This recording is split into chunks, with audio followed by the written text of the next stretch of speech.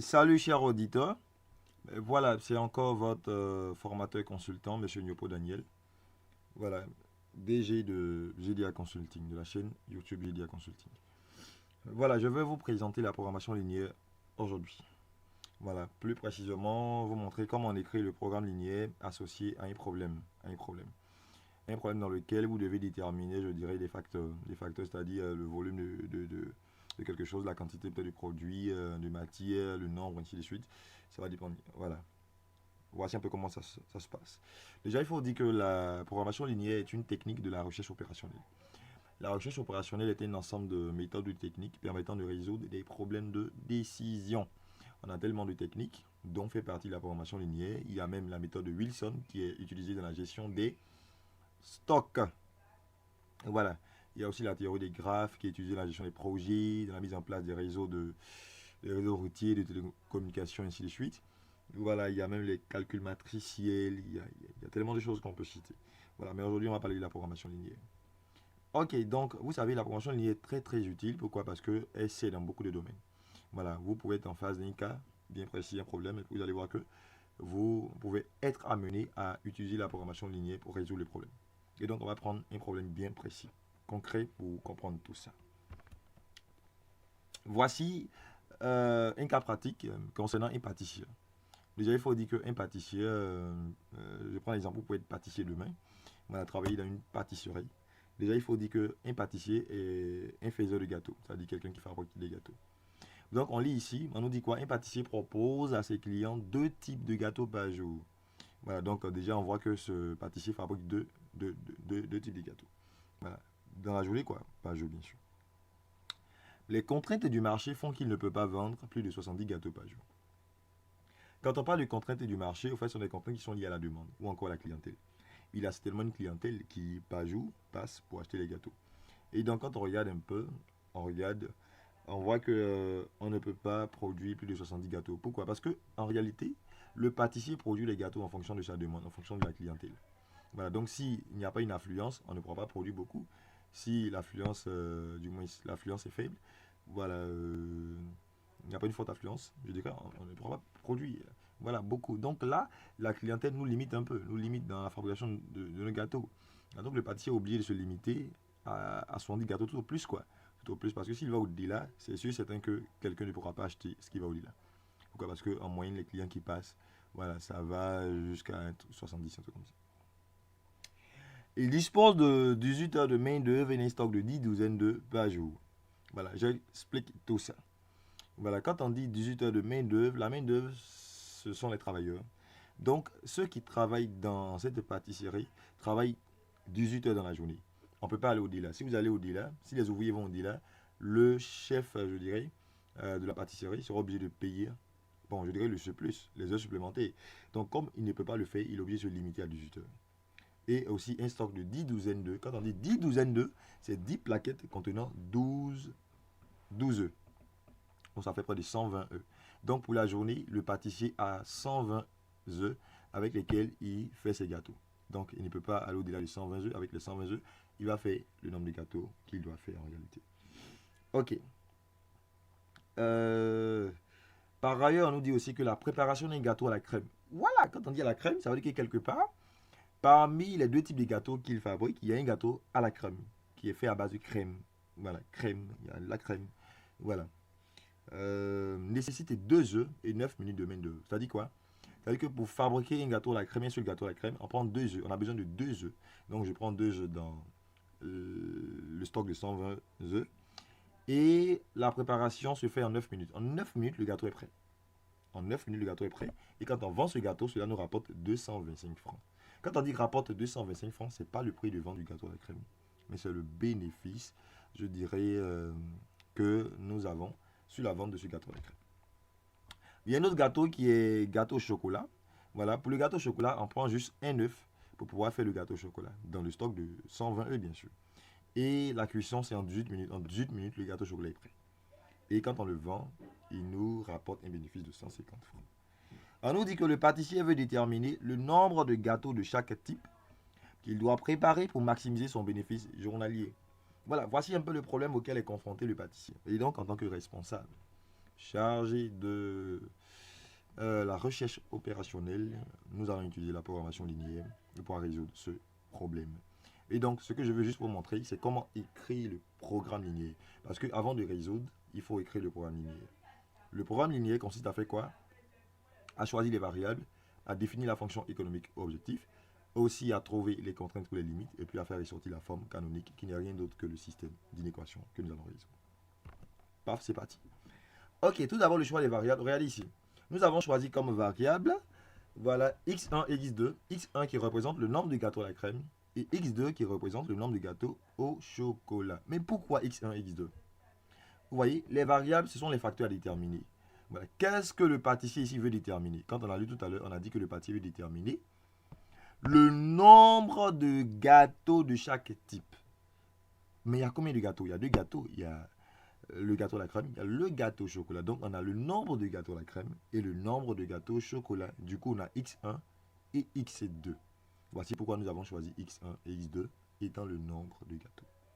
Voilà, on n'a pas dit x1 le gâteau, on a dit x1 le nombre. C'est important parce que c'est le nombre qu'on cherche, soit le volume, le nombre, la quantité. C'est important de comprendre tout ça dans les variables. Après le choix des variables, vous passez au deuxième élément qui est la fonction économique ou fonction objectif. Voilà. Ici, vous devez tout d'abord rappeler l'objectif à atteindre par, dans notre cas, c'est le pâtissier. Quel est l'objectif que veut atteindre le pâtissier? Donc, nous disons que l'objectif à atteindre par le pâtissier est de maximiser son bénéfice journalier. C'est important. Quand vous arrivez dans cette partie, vous devez tout d'abord préciser l'objectif. On ne va pas comme ça, non. On précise tout d'abord l'objectif à atteindre. Pas forcément le pâtissier, mais comme nous avons pris le cas d'un pâtissier ici, c'est pour cela que j'ai précisé pas le pâtissier. Sinon, ça pourrait être une entreprise, ça pouvait être autre chose. Voilà, ici, c'est de maximiser le bénéfice journalier.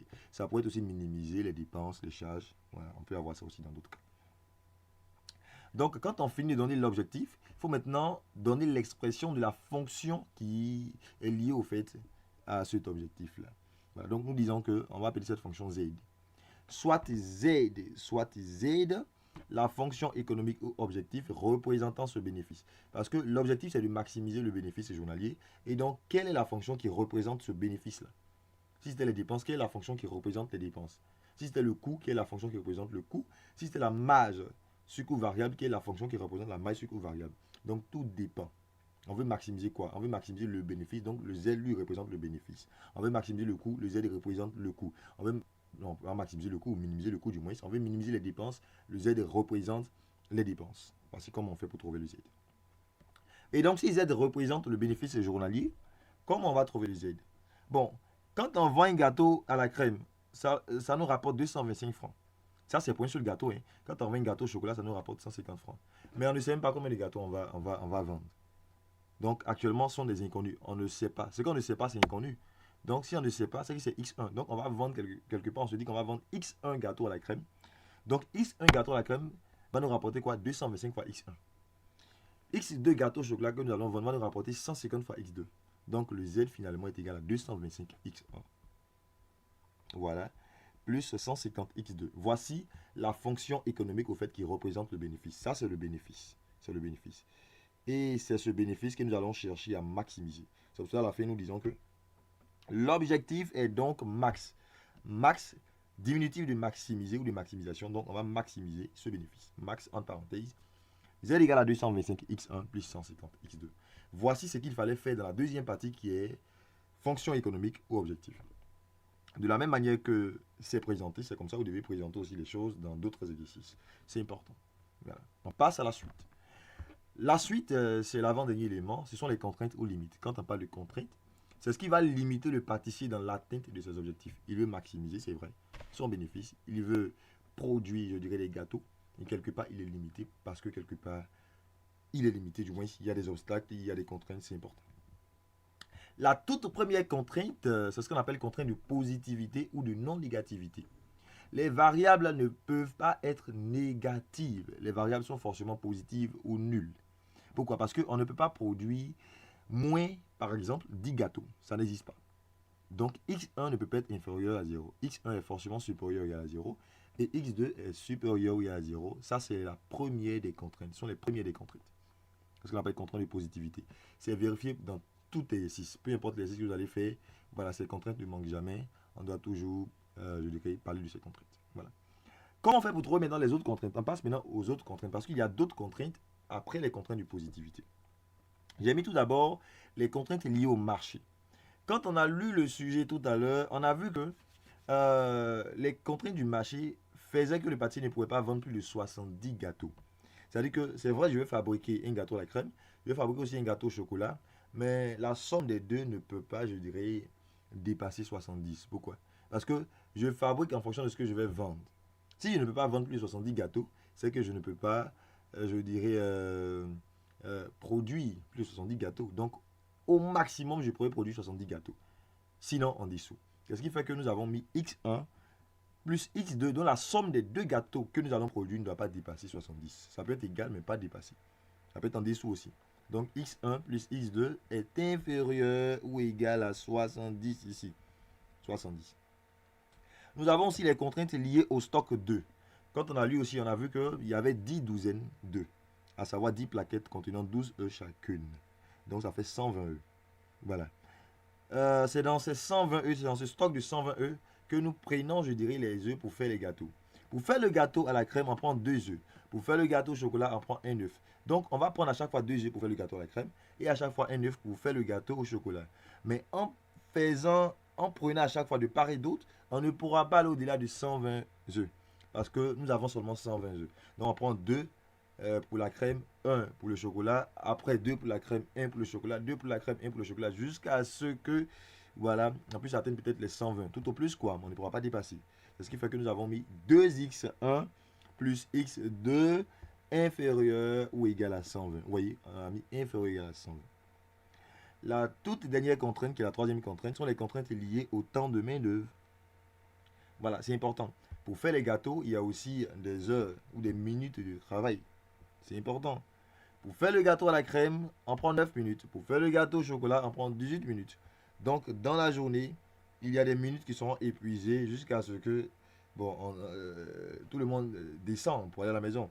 Voilà. Et donc, dans une journée, c'est 18 heures du temps de travail.